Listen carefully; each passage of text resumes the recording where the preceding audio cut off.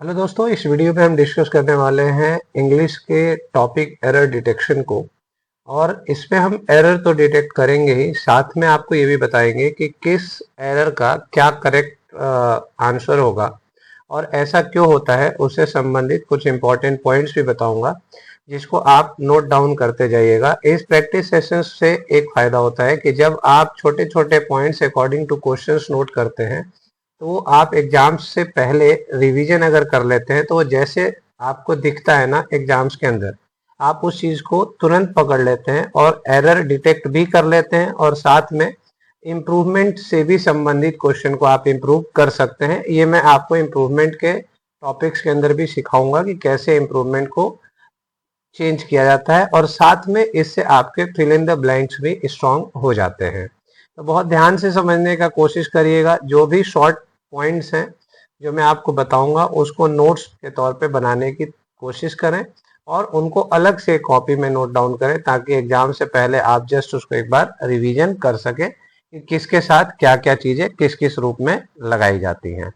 ठीक है, और जिन्होंने चैप्टर्स पढ़े हैं, अच्छी तरह तैयारी किया है, वो फटाक से डिटेक्ट भी कर लेंगे और साथ में आंसर्स भी बता सकते हैं। तो कमेंट में करते रहिएगा जिसको जिसको आंसर मिलता जाए। चलिए शुरू करते हैं। First question, second question, third question ऐसे हैं। ठीक है, तो पहले क्वेश्चन से शुरुआत करते हैं। पहला क्वेश्चन आप ध्यान से देखिए क्या है। Such obstacles will not stop him, nothing never did, this is why he is progressing by leaps and bounds. तो आपको ये बताना है कि such obstacles will not stop him. अब यहां से यहां तक देखिए कि such obstacles will not stop him.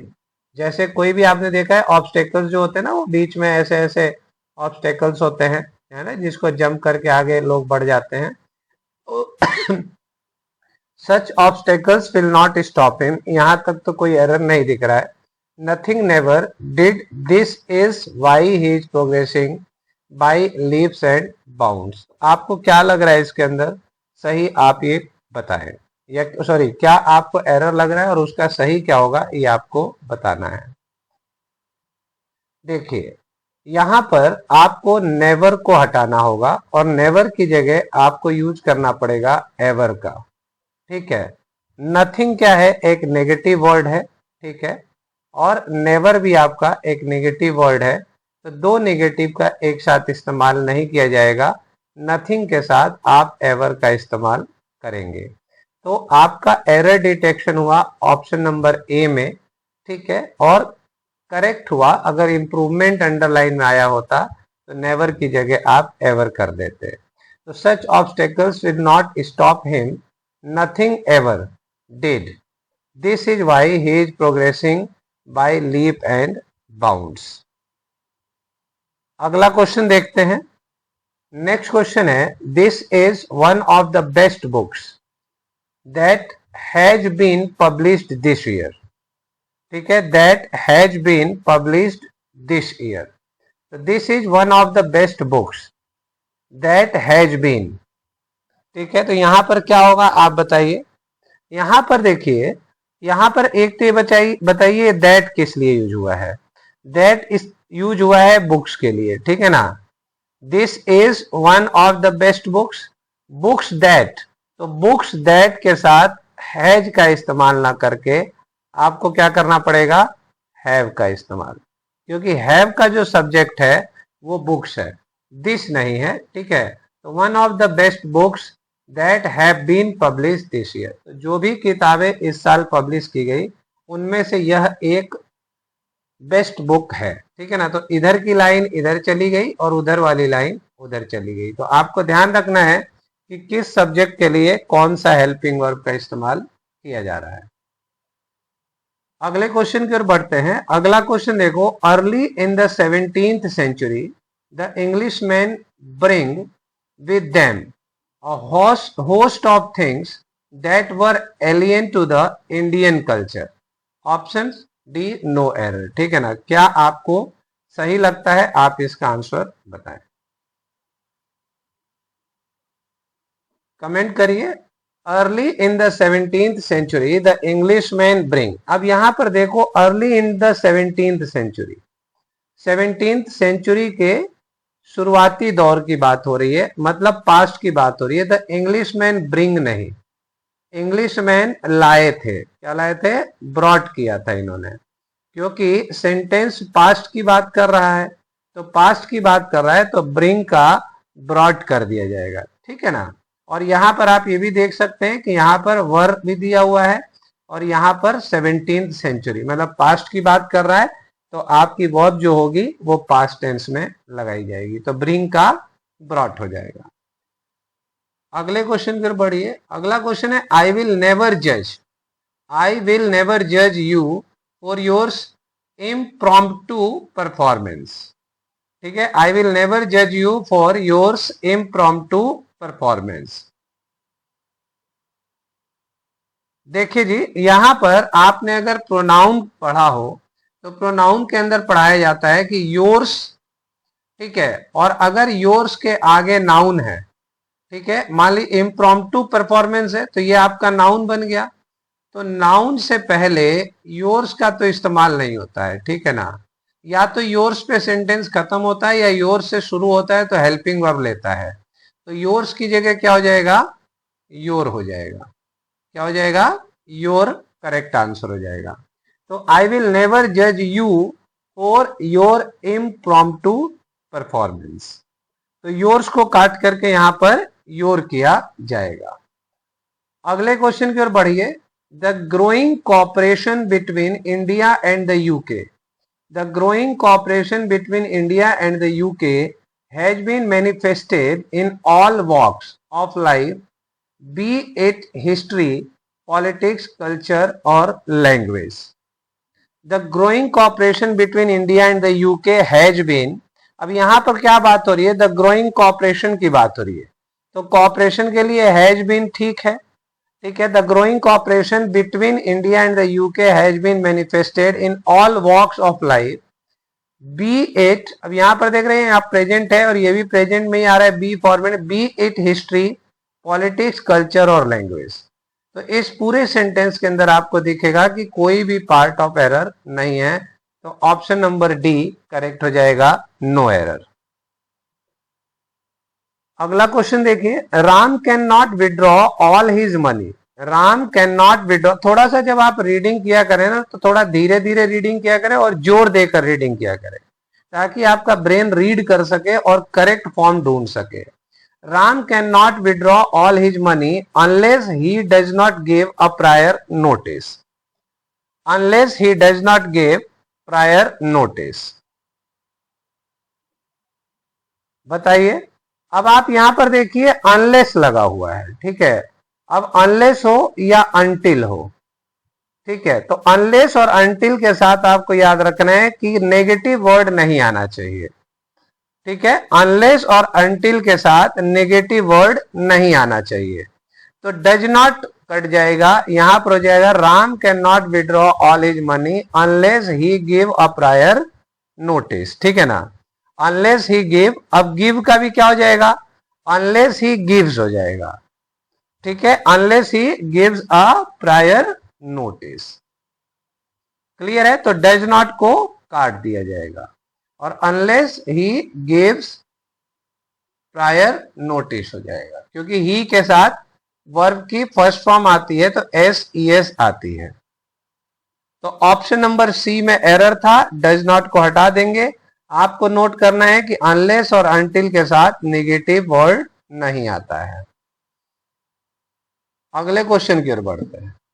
अगला क्वेश्चन है you will not be able to reach on time while you hurry, you will not be able to reach on time while you hurry। तो while का मतलब होता है भाई दौरान, ठीक है। you will not be able to reach on time, दौरान, ठीक है ना। दौरान ना आकर के क्या होगा? unless, जब तक की, ठीक है, unless। तो ऑप्शन नंबर डी में एरर था, ठीक है, while एरर है, while की जगह unless आपको करना है। तो you will not be able to reach on time unless you hurry, जब तक कि तुम हरी नहीं होते, मतलब जब तक कि तुम जल्दी नहीं करते। अगले क्वेश्चन की ओर बढ़ते हैं। Many a man were taken ill, many a man were taken ill after consuming illicit liquor, after consuming illicit liquor, बताइए क्या है आंसर इसका। चलिए जी, यहां पर वर को काट करके वॉच कर लीजिए, वर को काट के वॉच कर लीजिए। अब यहां पर ये वाला पॉइंट आपको याद रखना है, ठीक है। मैं यहां पर आपको कुछ पॉइंट्स लिखवा देता हूं। आप ये देखिए, अगर मैनी अ नाउन हो, मैनी अ और सिंगुलर नाउन हो, तो इसके साथ आपको क्या लगाना पड़ता है, वर्ब जो होती है वो सिंगुलर होती है, वर्ब सिंगुलर होती है, ठीक है। अगर यही लिखा हो मैनी मैन, ठीक है, मैनी मैन लिखा हो, तो आपकी वर्ब क्या हो जाएगी, प्लूरल हो जाएगी, प्लूरल हो जाएगी, ठीक है। ये याद रखना है, मैनी मैन। और अगर यही लिखा अ मैनी, अ मैनी और प्लूरल मैन हो, अ मैनी मैन अगर लिखा हो, तो भी आपका वर्ब जो होता है वो प्लूरल होना चाहिए। तो आप इस बात को याद कर लें, ये क्वेश्चन इंपॉर्टेंट में आता है, अक्सर गलती होने के चांसेस होते हैं, ठीक है। तो मैनी अ मैन है, तो बहुत सारे लोगों में से एक आदमी की बात हो रही है, इसलिए वो सिंगुलर हो जाएगा। तो many a man was taken ill after consuming illicit liquor. अगला क्वेश्चन देखते हैं। Sanjana rubbed her eyes hardly, ठीक है, और नो एरर, बताइए क्या है। ए में है, बी में, C, D. Sanjana rubbed her eyes hardly, बताइए जी। अब यहां पर आप देखिए, हार्डली को काटा जा सकता है, ठीक है, इसको हार्ड होता है।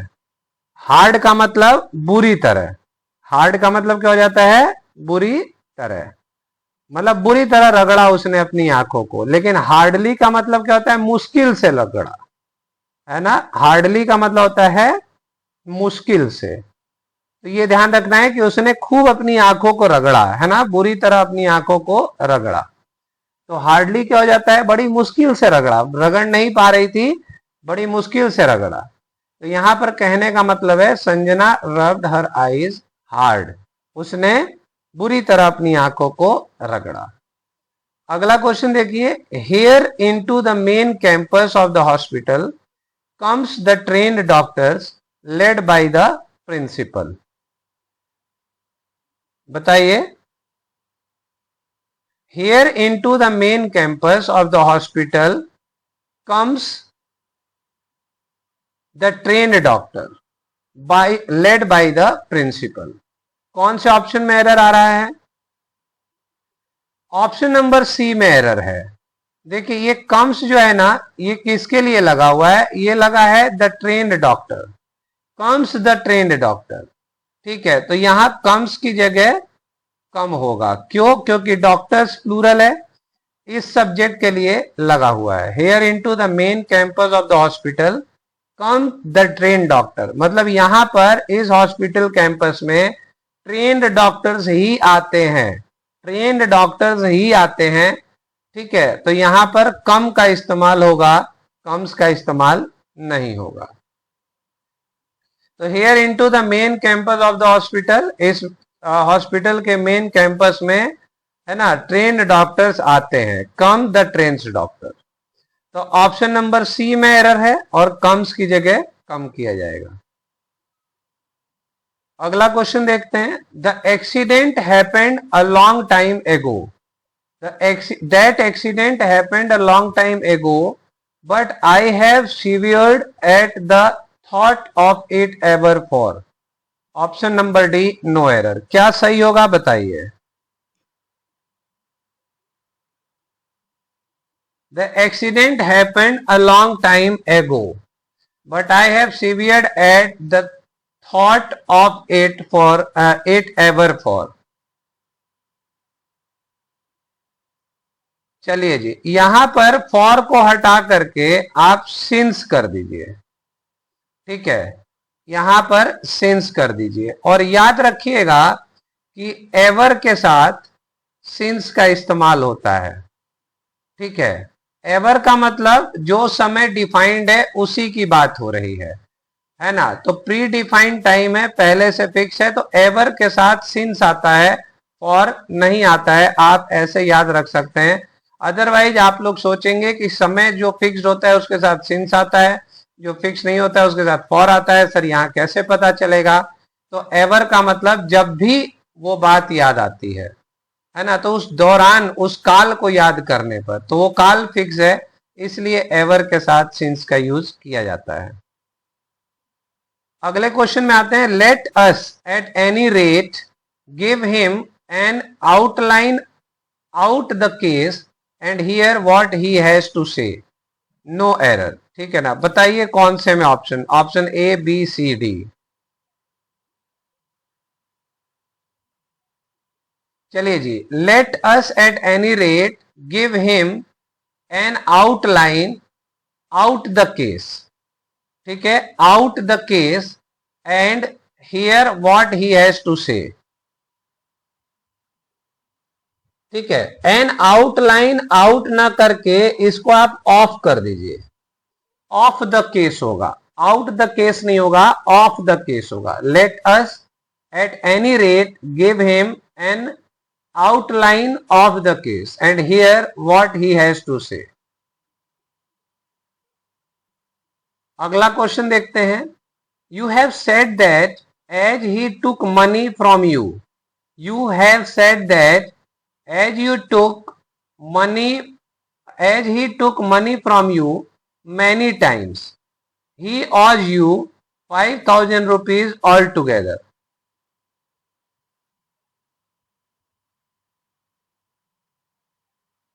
बताइए जी, कौन से पोर्शन में आपको एरर लग रहा है? You have said that, you have said that as he took money from you many times he owes you 5,000 rupees all together. चलिए इसका सही आंसर देखते हैं। इसके अंदर नो एरर मिलेगा, ठीक है, नो एरर मिलेगा। ठीक, तो यहां पर कई बच्चों को ये डाउट रहता है कि दैट के साथ एज का इस्तेमाल।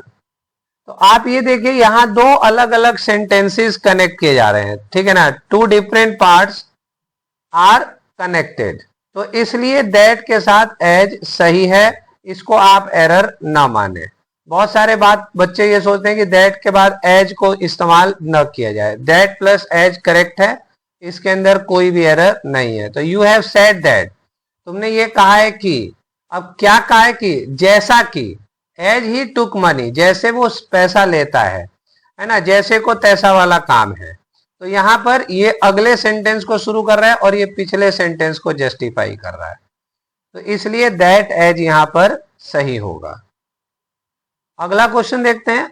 Next question, Rahul is much sensitive, we are very careful when communicating with him about his failures.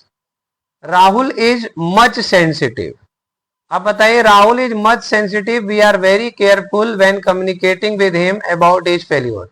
तो पढ़ते ही क्वेश्चन जज हो जा रहा है कि राहुल इज मच नहीं, very sensitive, Rahul is very sensitive, Rahul is very sensitive, we are very careful when communicating with him about his failure. अगला क्वेश्चन देखते हैं। Nishant and his friends were listening to the radio all morning. Nishant and his friends were listening to the radio all morning. चलिए जी, यहां पर देखिए, वर को काट करके हैव बीन कर दीजिए, ठीक है, हैव बीन कर दीजिए। ठीक, Nishant and his friends have been listening to the radio all morning. तो हर सुबह वो क्या है, पीरियड को डिफाइन कर रहा है, पीरियड को डिफाइन कर रहा है। तो आप ये ध्यान रखिएगा कि पीरियड को डिफाइन करने के लिए हैव बीन। अब बहुत सारे बच्चे यहां पर ये सोचेंगे कि सर ये वर है और आप बताते हैं कि वर को अपनी ही फैमिली में रिप्लेस करना है, तो हैड बीन नहीं कर सकते क्या? आप हैड बीन भी कर सकते हैं, ठीक है ना। ऑल द टाइम आपका समय है सिंस और फॉर टाइप का, तो इसलिए आपको हैव बीन या हैड बीन में से कोई एक ही चुनना पड़ेगा। तो अगर आप हैड बीन भी चुन लेते हैं तो भी ठीक है, और अगर हैव बीन चुन लेते हैं तो भी ठीक है। रीजन क्या है, क्योंकि एक सिंगल सेंटेंस है और इसमें ये नहीं बताया गया है कि इसका पहले का सेंटेंस पास्ट है या फ्यूचर का सेंटेंस पास्ट या प्रेजेंट है। तो हैव बीन भी ठीक होगा और हैड बीन भी ठीक होगा। जिसको ये डाउट आया हो कि सर मैंने तो वर्ब को हैड बीन कर दिया, तो क्या ये गलत है? नहीं, बिल्कुल सही है। अगले क्वेश्चन की ओर बढ़ते हैं भाई। अगला क्वेश्चन है, in August she will be enjoying all the fruits her grandmother will plant last journey. ठीक है, in August she will be enjoying all the fruits. अगस्त के महीने में वो एंजॉय कर रही होगी सभी फ्रूट्स को, है ना। Her grandmother will plant last January, तो लास्ट जनवरी में प्लांट किया गया है ना, और कर रही होगी, तो कुछ अलग सा नहीं लग रहा है। ठीक है, तो यहां पर विल प्लांट को काट दीजिए और लगा दीजिए प्लांटेड। ठीक है, प्लांटेड क्यों आएगा? क्योंकि लास्ट जनवरी की बात हो रही है। ठीक है, तो लास्ट जनवरी की वजह से इसको हमें प्लांटेड करना पड़ेगा, विल प्लांट नहीं होगा। ऑप्शन नंबर डी में एरर है। अगला क्वेश्चन देखते हैं, Coimbatore is one of the biggest cities in Tamil Nadu and is considered as Manchester of South India. Coimbatore is one of the biggest cities in Tamil Nadu and is considered as a Manchester of India.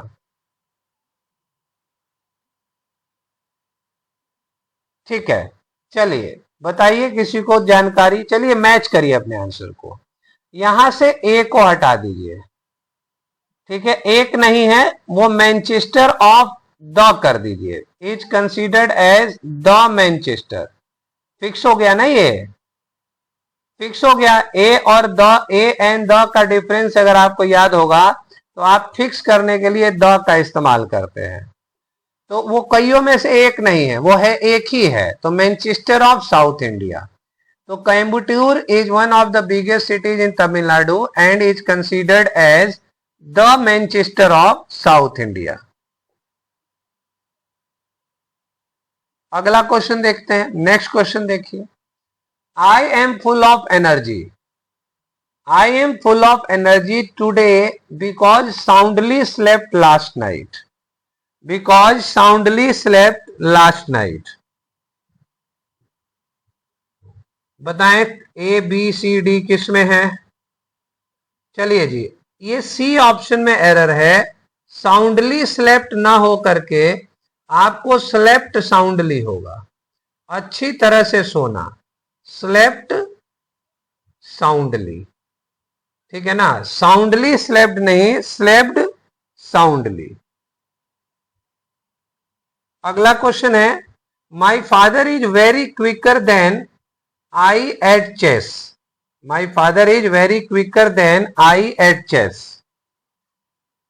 बताइए, आसान सा question है।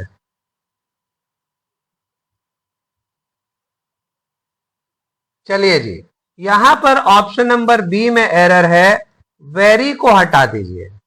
और क्यों हटाएंगे आप ध्यान रखिएगा कि यहां पर देखिए एडजेक्टिव लगा हुआ है, तो वेरी के साथ क्या लगता है? पॉजिटिव एडजेक्टिव लगता है। क्या लगता है? पॉजिटिव एडजेक्टिव लगता है। और क्विकर क्या है? कंपैरेटिव एडजेक्टिव है। तो कंपैरेटिव के लिए आप क्या लगाएंगे? Much. Much plus comparative adjective. ठीक है, तो यहां पर अगर गुड होता या क्विक होता, वेरी क्विक, तो ठीक होता। क्विकर है, कंपैरिजन किया जा रहा है, तो मच क्विकर होगा। तो वेरी को काट करके यहां पर क्या करना पड़ेगा? मच करना पड़ेगा। अगला क्वेश्चन देखते हैं, she had barely nothing to wear when she came to me for help. She had barely nothing to wear when she came to me for help.